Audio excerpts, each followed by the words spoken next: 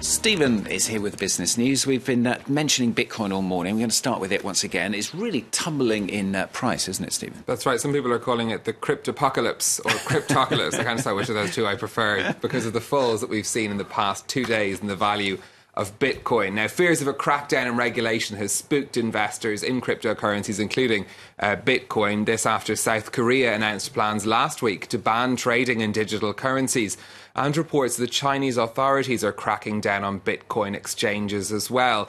Now, after the rise of around 1,400% last year to close to $20,000 in December, Bitcoin has fallen back to around half of that value. It's now trading around the same level as it was in early December.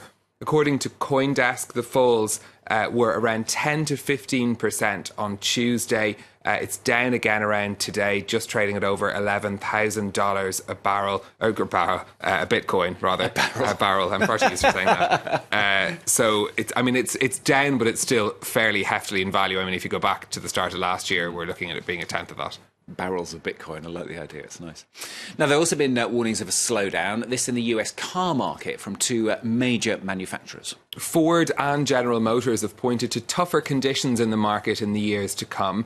Last year, US car sales fell for the first time since the financial crisis. GM forecast that its profit growth would stop this year after 5 years of rises, while Ford said it expects its earnings per share to fall in the coming year. Julia Kim has more. Heading downhill. The United States' two biggest car makers predict their profits will stall or fall this year.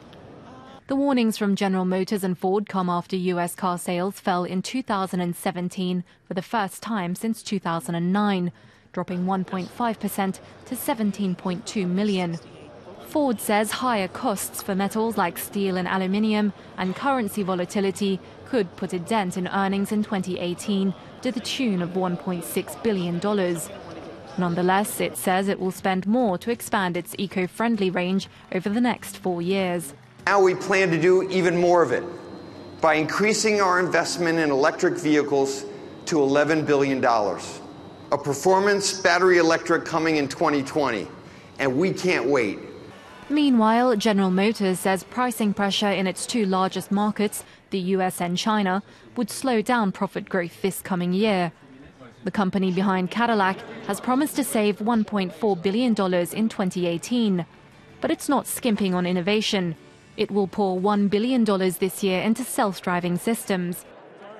General Motors' share price shot up by 18% in the last year. They're confident that profit growth will accelerate once more by 2019. Ford, whose share price only grew 4% in the same period, says it will take a few years to get out of this rut. Let's take a look at some more of the day's business headlines for you. Australia has filed a trade complaint against Canada, claiming it places unfair restrictions on sales of its wine. It follows a similar move by the United States. The complaint to the World Trade Organization says licensing rules and taxes discriminate against imported wines in certain Canadian provinces. The American bank Citigroup has reported its first annual loss since 2009 as it takes a $22 billion hit over US tax changes. Although the corporate tax rate is falling, changes to rules over using past losses to reduce future tax bills have impacted many US companies. Citi's write-down, though, is one of the biggest in American corporate history. And a new study has shown that working women in the United Kingdom are losing out on more than €150 billion a year because of the gender pay gap. Figures compiled by the Young Women's Trust show that full-time female workers are earning on average 23% less than their male counterparts. In London, the gap is even wider. And finally from Stephen, YouTube is to change the way it monitors content from video makers. Now, these are video makers that actually earn money from the site, aren't they? Before we do that, though, I'm going to tell you about the markets. Oh, OK. Just for checking to see what's happening. I've messed it up. On the European markets at the open today, we've got the European shares mainly opening in the red, as you can see here in Paris. Shares in the music and electronics manufacturer, or rather retailer, I should say, Fnac Darty, are down 8% after a major share operation there announced yesterday. In Asia, we had the Hang Seng in Hong Kong hitting a record high just before the close there, down on the day, but still nudging to that record high just before the close of trading there. But now I will tell you about YouTube. Will you? Asked so politely. At the wrong point. These are changes that were announced by the Google-owned website on Tuesday. They're promising more human oversight of videos from their top-tier users.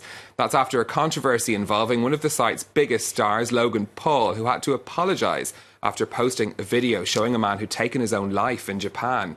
It's also going to be changing rules over who can make money from advertisements on YouTube. Previously, users needed to have 10,000 views on their channel to be able to post ads.